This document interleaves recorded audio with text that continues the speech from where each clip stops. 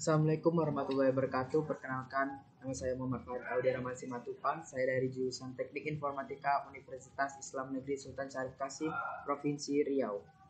Kali ini saya akan membahas konsep dasar dalam bahasa pemrograman Java kepada teman-teman semuanya.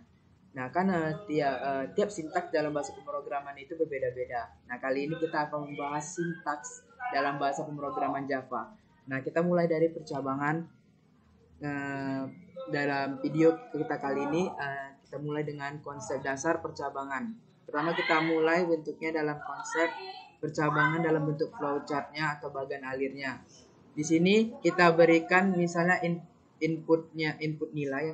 Kita berikan input nilai dengan kondisi di mana ada ketentuan di mana jika nilai itu lebih besar sama dengan 55 dan jika nilainya benar di atas sama dengan 55 maka akan menghasilkan output, akan mencetak outputnya. Misalnya kita beri di sini outputnya lulus, maka akan mencetak. Nah, jika tidak, jika misalnya kita buatkan else atau jika tidak, kita buat ketentuan untuk yang tidak, itu akan mencetak output gagal. Misalnya gagal output khusus yang tidak, misalnya nilainya 54, maka yang akan tercetak adalah kondisi gagal. Oke, kita mulai dari pembahasan yang pertama, statement if else. Di sini ada statement if else ini kan cuma if dan else saja tanpa ada kondisi kan. Jadi dia hanya mencetak satu kode yang ada di dalam sini. Biasanya kode yang paling atas itu yang dicetak. If true, system.out.println ini mencetak status true. Biasanya ini akan tercetak sih, yang paling atas ini, karena cuma salah satu kodenya yang akan tercetak. Oke, kita copy kodenya.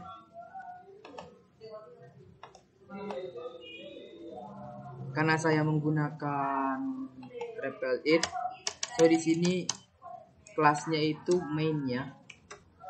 Sebenarnya kalau misalnya kita menggunakan Notepad, itu ini kelasnya bisa kita ganti sesuai, tapi dia harus sesuai dengan judul yang ada di dalam foldernya. So ini ada di REPL, maka kelas kita main. Nah, kita runkan. Oke, bisa dilihat hasilnya true. Dia mencetak satu saja. Oke, kemudian kita masuk ke pembahasan yang kedua. Nah, di sini yang ini kondisi di mana nilai sudah ditentukan. Dapat kita lihat dari flowchartnya atau bagan alirnya. Kita mulai dengan memasukkan nilai di mana ada kondisi true. Nah, true ini masalahnya. True ini apakah dia benar, apakah dia sesuai, apakah nilainya itu sesuai dengan yang ada di kondisi ini, maka dia akan menghasilkan output yang sesuai. Yang misalnya kita masukkan status true itu untuk output di mana kondisinya sesuai, dan status false untuk kondisi yang salah, gagal. Karena tadi yang if else ini cuma nggak ada maksudnya nggak ada ketentuannya sama nilainya. Di sini sudah ada ketentuan sama nilainya. Misalnya kita copy ini, kita akan ganti kode-kodenya. Sintaksnya kita rubah sedikit. Oke, ini main. Kemudian kita ganti nilainya, misalnya ini 70. Misalnya nilai 70, di sini KKM-nya itu 60. Nah, di sini kondisinya kita punya nilai 70, di mana kondisinya jika nilai itu lebih besar daripada 60, maka dia akan mencetak kata Anda lulus, dan jika dia tidak atau di bawah 70, misalnya kita ganti nilainya di sini jadi 60, maka output yang tercetak adalah yang else. Coba lagi, karena ini lebih besar 70 daripada 60, maka otomatis yang tercetak adalah Anda lulus. Kali kata Anda lulus. Oke, kita lanjut pembahasan selanjutnya. Nah, kemudian di sini kita udah menggunakan scanner ya. Kita copy ininya. Saya akan jelaskan. Nah, untuk penggunaan scanner itu biasa menggunakan import java.scanner. Kita ganti dulu kelasnya karena di sini kelasnya. Oke, di sini kita harus ada scanner input. Si scanner ini akan diganti ke dalam digit angka yang ingin kita ganti. Kemudian di sini kita masukkan system.output.print nilai titik 2. Ini akan mencetak kata nilai, kemudian di bawahnya akan ada lagi di bawah nilai ini ada nilai yang ingin kita masukkan. Ini input next in, and ini adalah angka yang akan kita gantikan. Maksudnya apa sih scanner itu? Scanner itu kita bisa ketik angkanya sesuka kita. Jadi dia nggak terpaku. Jadi dia misalnya gini ya, saya contohkan ya. Ini kan yang tercetak pertama nilai titik 2, kemudian di sampingnya itu ada ini karena print tentu saja ada di sampingnya. Kita masukkan nilainya misalnya 40 kan di bawah 55 kan. Otomatis setelah kita masukkan nilainya, maka si nilai ini menjadi 40 lebih besar dari 55. Nah, ini kondisinya tentu saja salah. Maka ini tidak akan tercetak. Yang tercetak adalah bagian kedua di bawahnya. Bentar. Oke, tadi salah. 40, kemudian kita enter, coba lagi. Oke, lanjut, kita masuk ke pembahasan selanjutnya.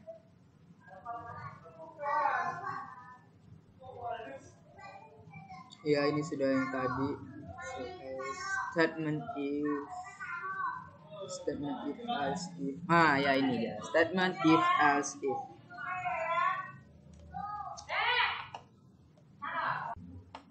Oke, kita lanjut masuk ke pembahasan statement if else if. Statement if else if ini agak kurang lebih hampir sama statement sebelumnya if else. Cuma dia ini bertingkat. Misal ini, jika misalnya ada kondisi di mana kondisi pertama itu tidak terpenuhi, maka dia masuk ke kondisi kedua. Dan jika kondisi dua juga tidak terpenuhi, maka dia masuk ke kondisi ketiga. Dan seterusnya sampai kondisi yang diinginkan. Oke, kita untuk lebih jelasnya saya copy ke sintaks kodenya. Di sini ada yang kurang, kita tambahkan scannernya. Kenapa scanner?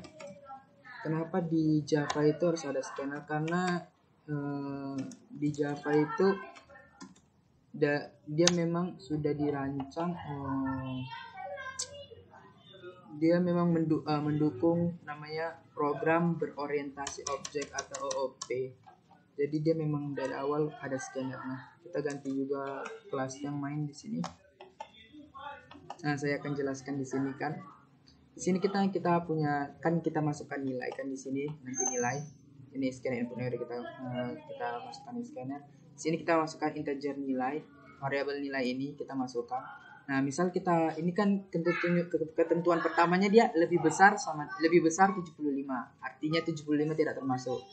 Nah, kalau misalnya kondisinya kita ketik di sini, kita run ya. Kita ketik di sini 90, maka ini akan maka kondisi pertama akan dicetak. Namun, jika misalnya kita ketik masih di kondisi pertama tidak terpenuhi, misalnya 60, maka akan masuk ke kondisi kedua. Apakah dia lebih besar daripada 55? Artinya 56, dari 56 lah ya kan ke atas. Maka dia akan mencetak yang kedua. Dan jika juga tidak, maka dia akan mencetak kemungkinan terakhir. Misalnya kita cetak di sini 60 lah, kita buat 60. Nah, kan ini 60 ini dia tidak tercetak di kondisi pertama.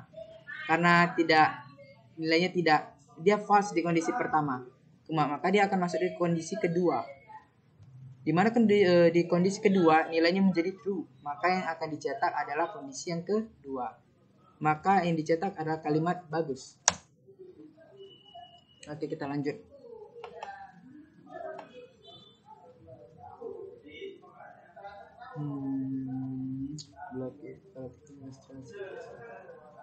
Ini kurang lebih sama ya. Ya sama sini. Nah, ini dia switch case. Nah, di switch case ini agak sedikit konsepnya sama dengan percabangan. cuma dia agak sedikit berbeda. Gimana saya maksudkan gini, switch ini maksudnya beralih ke kasus. Di sini kita punya ada 3 kasus. Beralih ke kasus mana? Kasus 1 dengan nilai ini, cetakan ini, kasus kedua dan kasus ketiga, dan terakhir default. Apa maksudnya default ini? Default ini dimana nilai yang kita masukkan itu tidak ada di pilihan 1, 2, dan 3 ini di kasusnya. Maka dia akan mencetak pilihan yang default, misalnya gini ya. Oke. Untuk lebih jelasnya, memang lebih enak praktik kayak gini. Saya akan copy programnya. Tunggu kita lihat dulu ada yang berbeda. Main pakai paket 1. Ini kita tidak pakai scanner ya. Di sini kita langsung masukkan nilai. Nah, kita misalkan mau masukkan paket yang kedua lah, misal kita mau ambil paket yang kedua, maka dia akan mencetak paket plus, mencetak kasus yang kedua. Si switch ini beralih ke nilai yang kedua atau kasus kedua, maka dia akan di break, di stop di sini, paket plus, nampak? Terus kalau kita cetak, kalau kita buat di sini 4, bagaimana?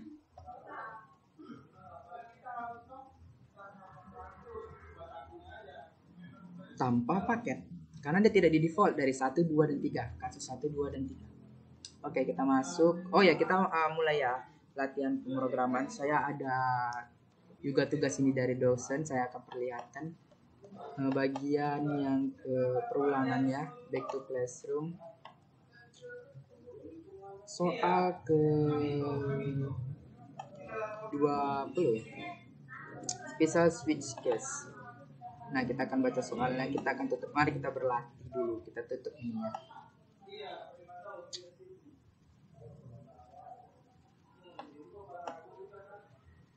Oke, kita akan baca kodenya, instruksinya. Oke, kita mulai. Kita baca dulu instruksi yang ada di soal ini. Kita pertama lihat deskripsinya dulu. Di sini dijelaskan kalian akan latihan tentang konsep percabangan menggunakan switch case. Jadi kita di sini menggunakan sintaks switch case dalam konsep percabangan pemrograman Java. Kita baca instruksinya, ada 3 pilihan output. Jika input 1 maka outputnya 1, 2, 3. Jika input 2 maka outputnya 2, 3. Jika input 3 maka outputnya 3. Inputnya di sini 1, outputnya 1, 2, 3. Oke, berarti kita di sini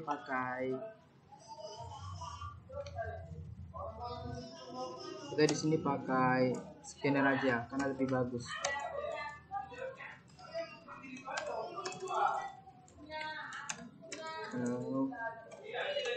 Public class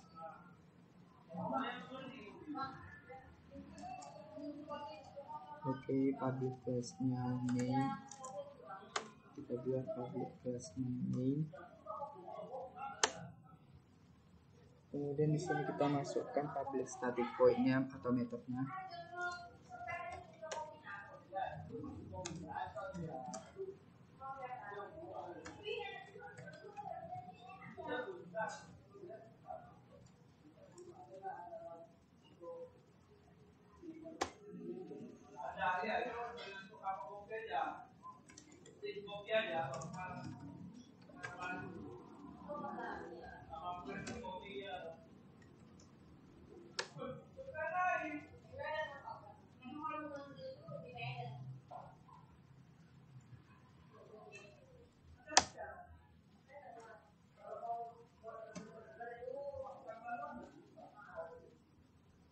Oke, kita masukkan di sini dulu. Kita nanti scanner kita masukkan nanti aja. Kita masukkan dulu integernya. Integer angka sama dengan, nanti dulu ini kita masukkan scannernya. Kita mulai di sini switch angka. Kita akan beralih dari angka yang ada dalam scanner ini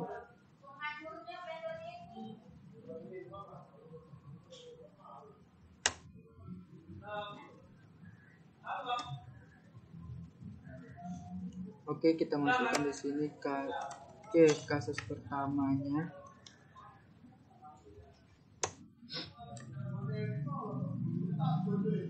System.out.println 1.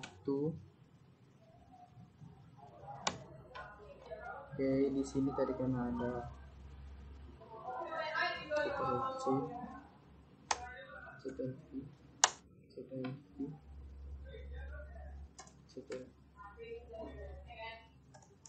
ini kasus kedua, ini kasus ketiga, dan ini defaultnya.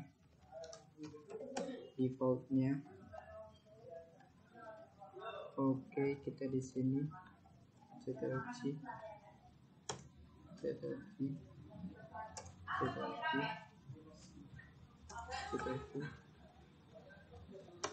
sini 2, sini 3, sini 2, kemudian di sini 3, di sini 3, di sini karena default kita buat aja 0 ya. Oke, kemudian kita mulai masukkan scannernya. Jadi di sini memang scanner itu memang salah satu hal yang wajib ada di kode pemrograman. Kemudian kita masukkan di sini scanner input dengan new scanner system.in. Kemudian kita di sini kita masukkan, oke, ini ya udah, angkanya jadi input dot next int.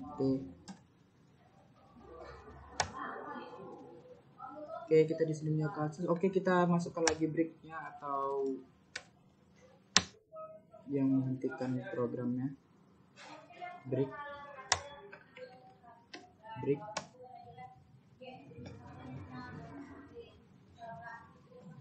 Setiap kasus harus diakhiri dengan break ya.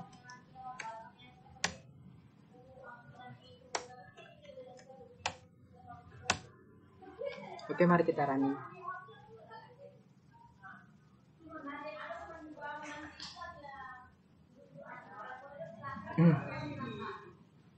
Oke, kita runningnya agak sedikit lama.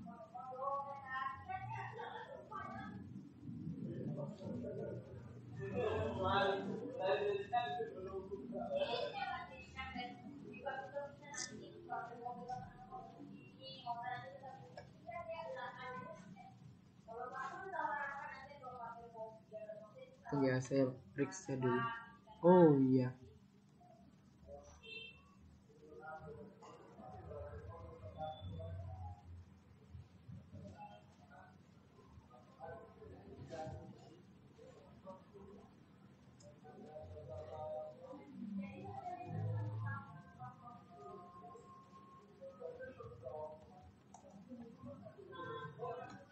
Di sini ada kesalahan.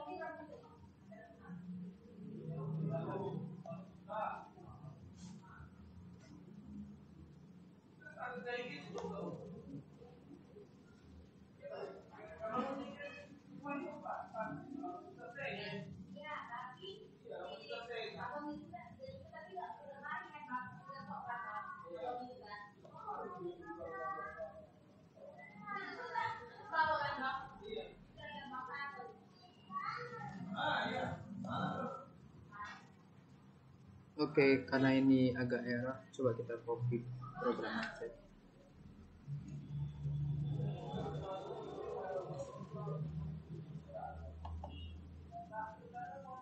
String args, tunggu ya, saya lihat dulu.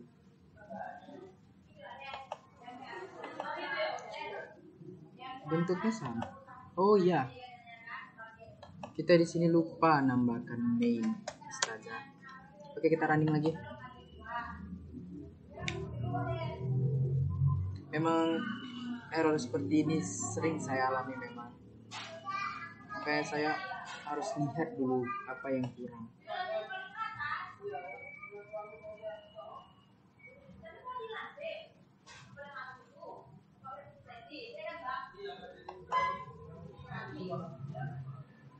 Memang agak lama ini menjalankannya. Nah, dari situs nih.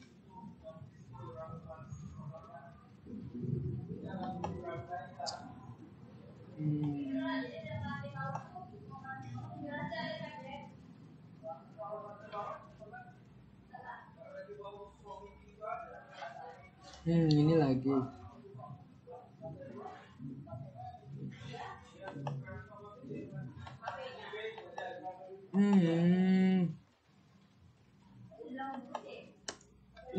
Oke.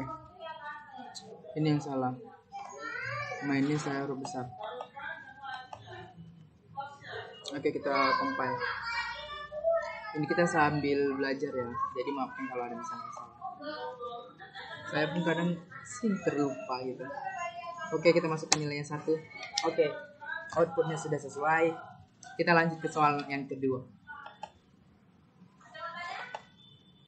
Oke, kita masuk ke soal yang kedua ya. Kita baca dulu instruksinya, deskripsinya dulu. Kalian akan latihan tentang konsep percabangan. Oke, masuk ke percabangan.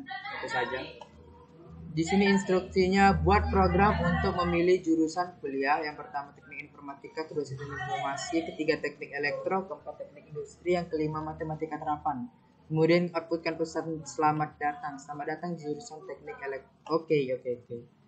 Jadi di sini kita ada 5 case sama 1 default. Oke, berarti di sini ini kode tadi masih bisa kita ganti. Ini kita ganti aja jadi jurusan. Kita ganti variabelnya. Oke. Case.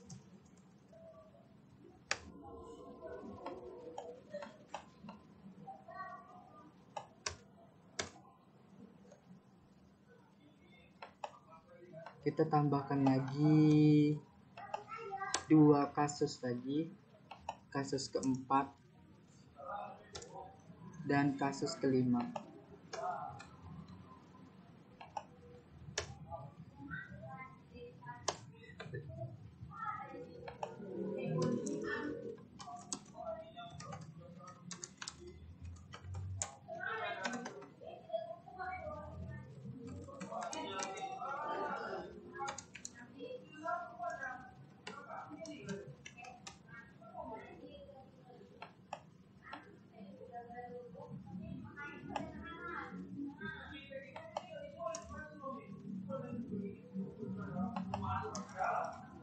Oke, kita copy ini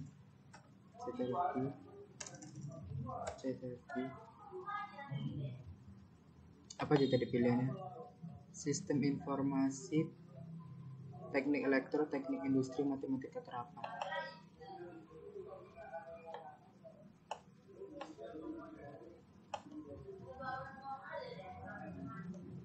Sistem teknik informatika, sistem informasi, teknik elektro, teknik industri. Sini teknik. Oh enggak, ini sistem informasi. Sistem informasi. Kemudian di sini ada teknik elektro, teknik industri,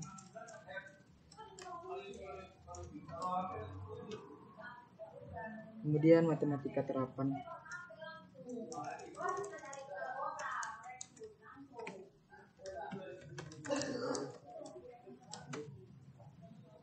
Defaultnya di sini Anda salah masukkan input. Ini aja. Oke. Di sini sudah ada pilihannya. Sebenarnya kita bisa tambahkan teks lagi di sini. Di sini kita bisa tambahkan teks. Di sini system.out system.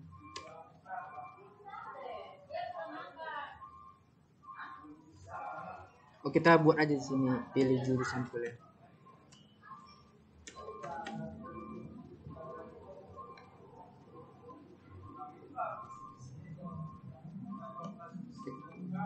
Kita nggak usah buat teks ya, kita buat aja di sini sudah order print, pilih jurusan kuliah,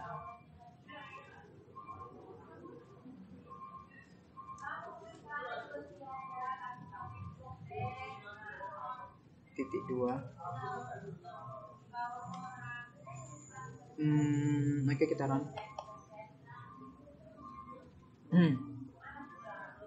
Oh ya, kita ada kelupaan tanda lagi ya. Ya sini. Oke, kita run. Apakah masih ada error lagi? Oke, pilih jurusan kuliah, kita masukkan misalnya tadi inputnya 3. Selamat datang di jurusan teknik elektro. Oke, itu saja pembahasan kita di video kali ini. Lebih dan kurang saya mohon maaf. Selamat datang di lain video.